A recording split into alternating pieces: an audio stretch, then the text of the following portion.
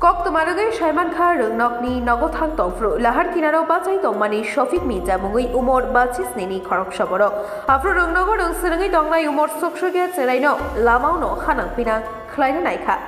Yagulo Oburi Terai Nogo Faye Patimungno Bini Mafano Shaik Narika Yagulo Joto Patimungno Shrai Shaik Narika Police Nithani de Gaisha Mamla Buklaika Nukuni Bakakti Mamla Mani Kakra Pontananiosi Rajib Homik Mamla Yagunoi Romka Shofik Minjano Yagulo Police Poksho Acto 341/358 IPC 8 of Poksho Acto Mamla Naharka Kakra Pontana Mamla number 20/2024 Yagulo Patimuni Kokto Amani Kakra Bono BJP Montal Tangfa Bishojit Das Kakra Pontana Tangai Shoika Bodoni Adam Rogotalangai Te Mazra Karagno Karak Nishlai Karak Mazra Benani Shanmung Shanka Shofik Minjano Kebengai O Patimonoti Belai Urpatilaiza Kakra Bon Amche Kenangai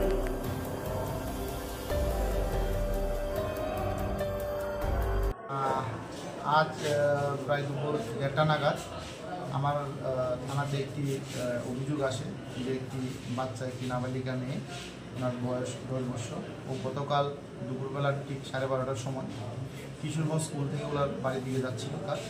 তখন রাস্তার মধ্যে একটি জায়গার মধ্যে একজন লোক যার নাম শফিক মিয়া বাবার নাম আলী আকবর নদীর পার কিশোরগঞ্জ ওনার বাড়ি ওই বাচ্চা মেয়েটিকে মোলেস্টেড করে সেই অভিযোগ আসার পর আমি আমার টিম নিয়ে